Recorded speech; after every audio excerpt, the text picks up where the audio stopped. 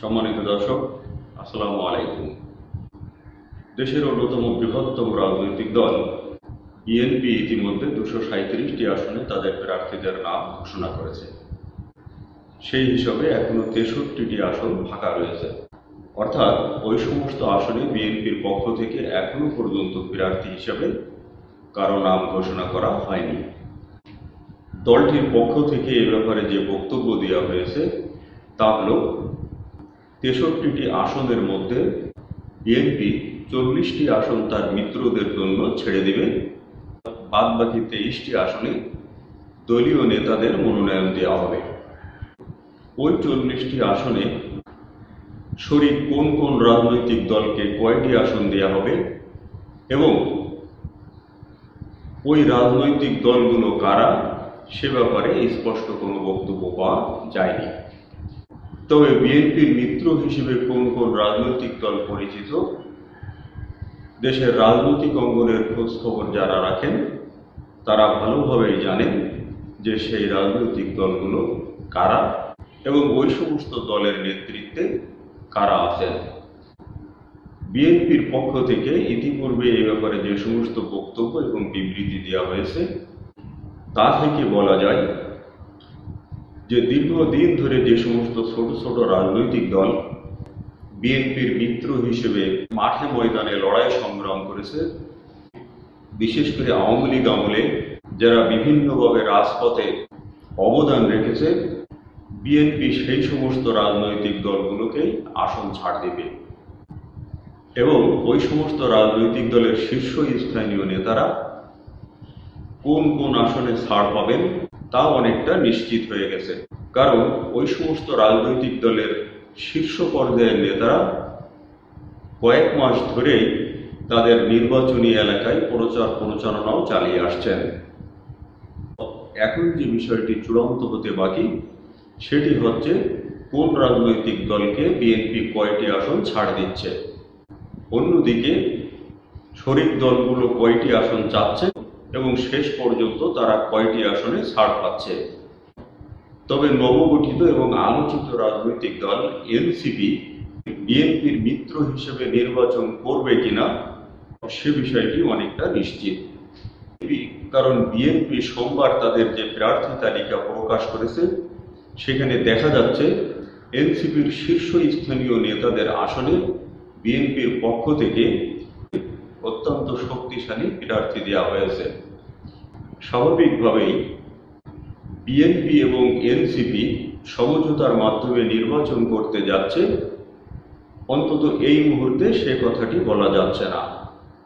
বরং নির্বাচনে বিএনপির হেভিওয়েট প্রার্থীদের বিরুদ্ধে লড়তে হতে হবে এনসিপির তরুণ নেতাদের।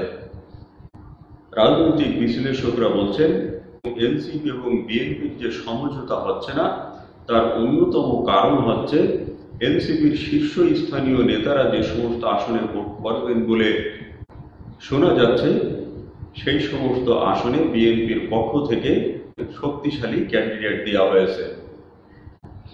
বিভিন্ন গণমাধ্যম এসব বিষয় নিয়ে সংবাদ প্রকাশ করেছে।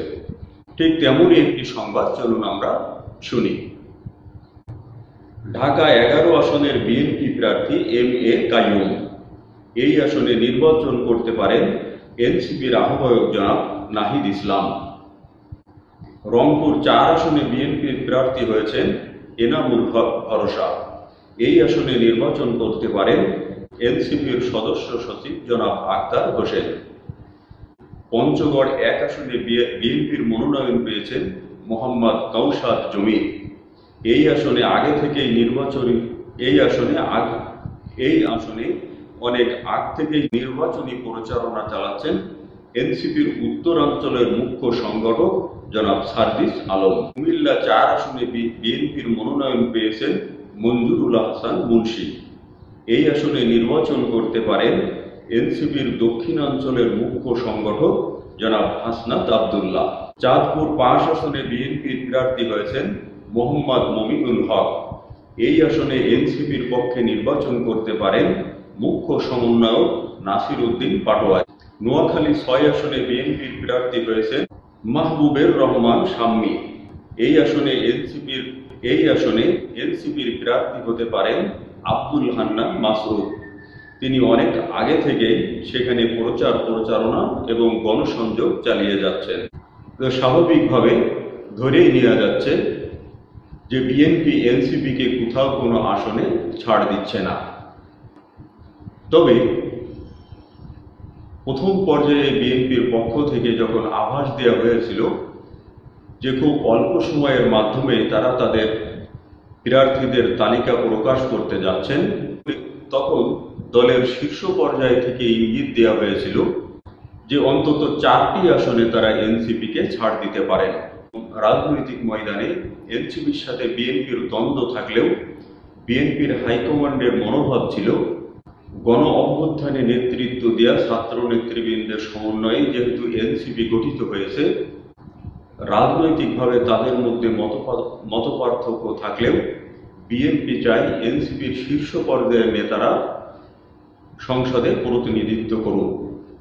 সেক্ষেত্রে বিএনপির পক্ষ থেকে কোনো আসনে যদি ছাড়ও দিতে হয়, বিএনপি সেটিও করতে পারে।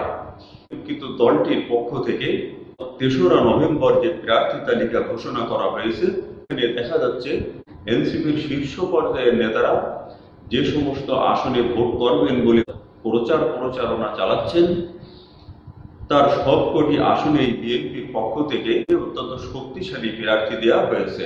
স্বাভাবিকভাবে ধরেই নেওয়া যায় বিএনপি কোনোভাবেই নির্বাচনী মাঠে এনসিপিকে ছাড় দিতে প্রস্তুত নয়। কিন্তু হঠাৎ করে এমন কি হলো যে বিএনপি কোনোভাবেই এনসিপিকে ছাড় দিচ্ছে না?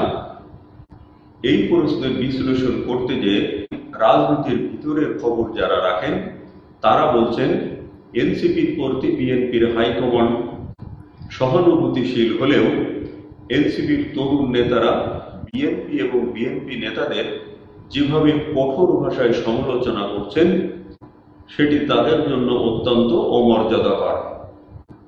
প্রকাশ্যে বিএনপি নেতারা এসব বিষয় নিয়ে খুব বেশি বক্তব্য বিবৃতি না দিলেও দলের হাইকমান্ড এনসিপি নেতাদের উপর অত্যন্ত ক্ষুব্ধ, আর সে কারণে নির্বাচনী যুদ্ধে এনসিপিকে কোনোভাবেই ছাড় দিতে চাচ্ছে না বিএনপি। এখন দেখা যাক বিএনপি এবং জামাতে ইসলামের মতো শক্তিশালী দুটি রাজনৈতিক দলের বিপক্ষে নবগঠিত রাজনৈতিক দল এনসিপির তরুণ নেতারা কেমন ফলাফল করেন। সম্মানিত দর্শক, ভালো থাকবেন, সুস্থ থাকবেন, সবার জন্য শুভকামনা।